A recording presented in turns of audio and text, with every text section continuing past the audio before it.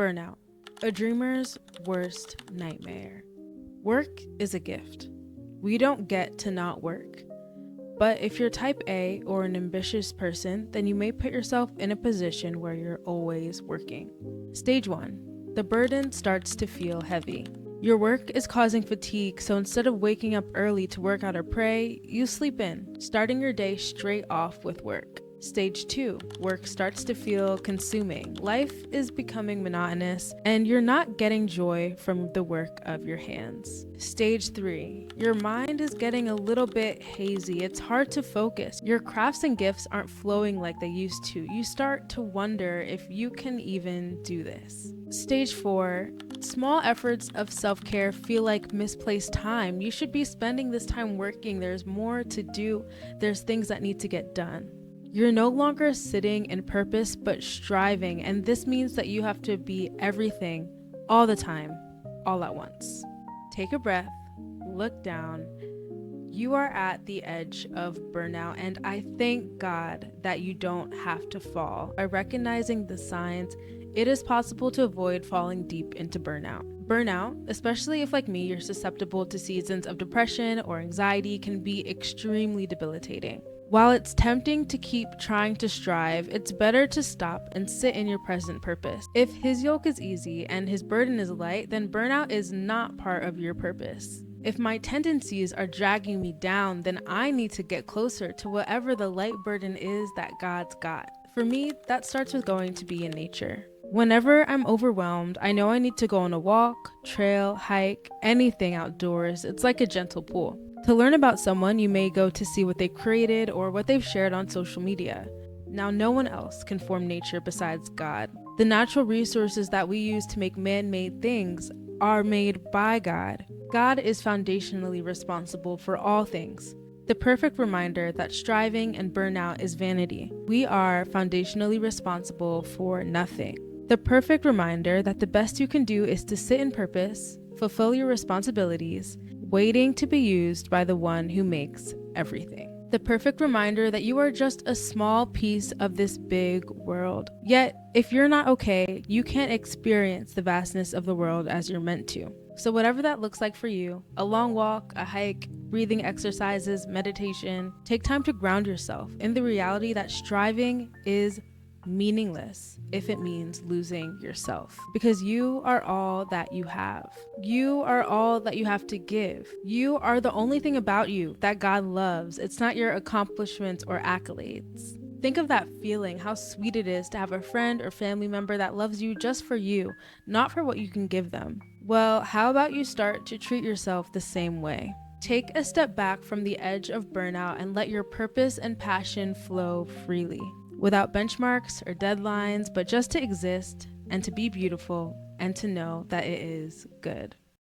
I don't know about y'all, but that little snippet was just such a good reminder for my brain. It can be so hard. It can be so hard to resist burnout. But after going through a really deep season of burnout last summer, I realized that I have to be so proactive to not get into this situation, because burnout is quite literally debilitating. It will stop you from being able to function. And although there are seasons, I do believe there are seasons where you really have to just put in so much work.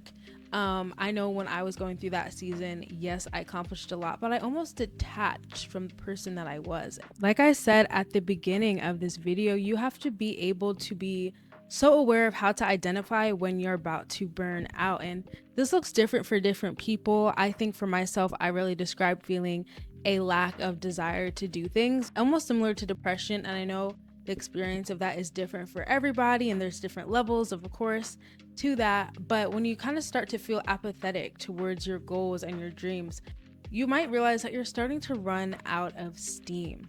For some people, burnout just looks like completely detaching from people around them, almost deprioritizing the things that are actually very important, whether that's your relationships, your friendships, or your relationship with yourself. And a lot of times with burnout, I think that because in our society, we are so hardwired to be workers and just to work.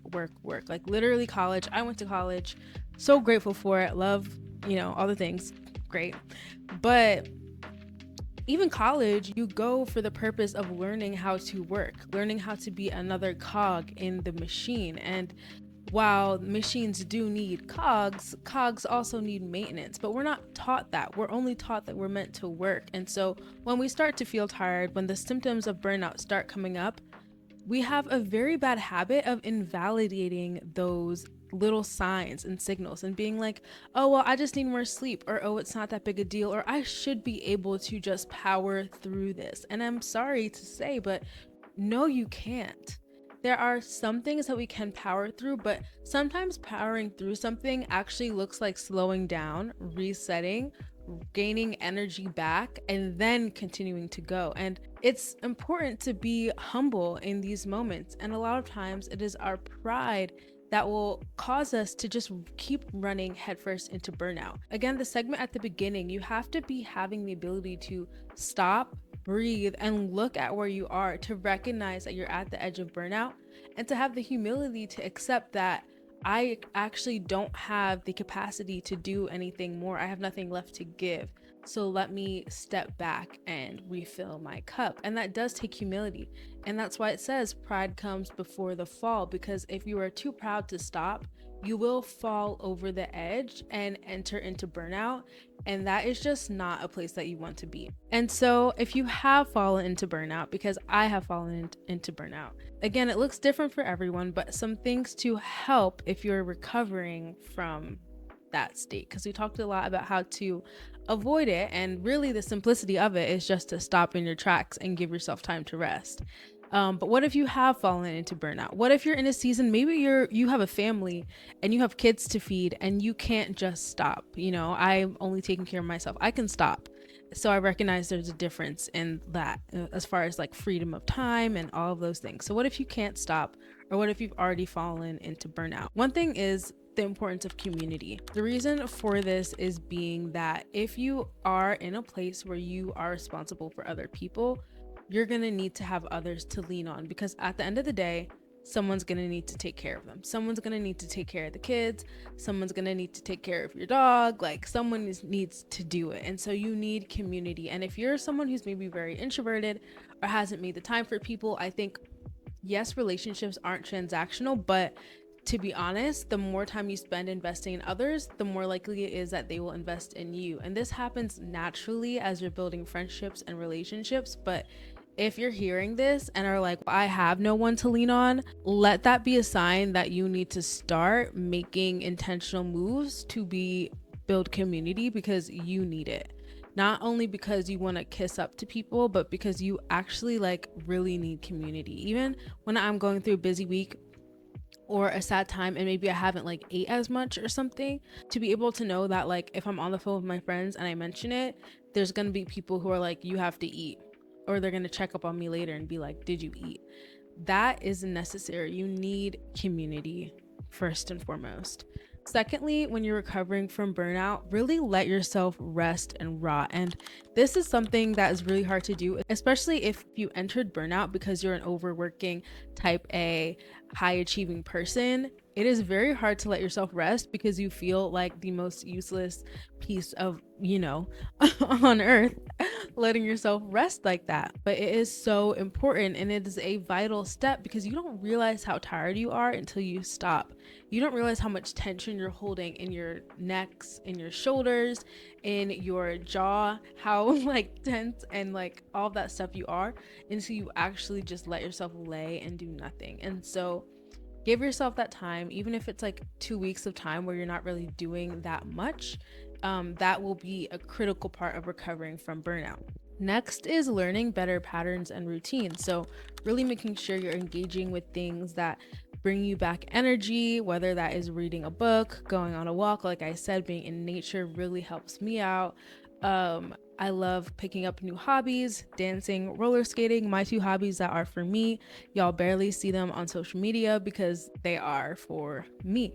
And you need to have those things that are for you, even if it's like a favorite TV show, baking, it could be anything, but making sure that you're engaging in life outside of work, outside of your income, outside of a salaried position, making sure that you're doing things just for the sake of doing them and enjoying them is very important, and will end up translating back to your work when you're out of space to enter back post burnout recovery. And there's so much more I could say on this, but I have to go to my brother's birthday party. Happy birthday if you're watching this. But lastly, I will say it is very, very important to keep track of what it was that caused you to fall into burnout in the first place. Everyone is different. Watching this video is a great step that you're taking. But at the end of the day, your burnout signs are different from mine, are different from the next person's. And so you have to be keeping track of what got you here. So that way, next time you're able to see those signs, stop, pause, breathe, and know that you don't have to fall into burnout. But you won't know that unless you take the time to write down the signs that it was happening. Well, I know this was a shorter episode. I know it was a different episode with a different layout. I really hope y'all enjoyed it. I haven't edited it yet, but I'm really excited to edit that first beginning part. So yeah, I hope y'all loved it. I want to start making my content that I really enjoy and have fun making. I do love making all the content, but really putting more time into that creative process. So very excited to be sharing that with y'all in these little intro snippets of these podcast episodes. We'll see how it grows. I'm always changing what I'm doing, so who knows, but but thank you for listening to another episode of the I Am podcast. Don't forget to like, comment, subscribe, share with a friend, and I will see you next episode. Bye.